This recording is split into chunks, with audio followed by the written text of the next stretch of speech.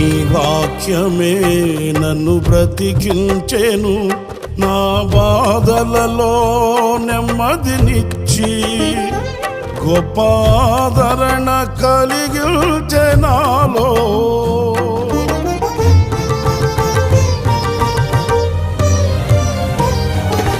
మన్నైనది మన్నైపోవునని నన్ను జీవాత్మతో నింపి నీవు నీ రూపుగా నన్ను మార్చినావే. నిత్యం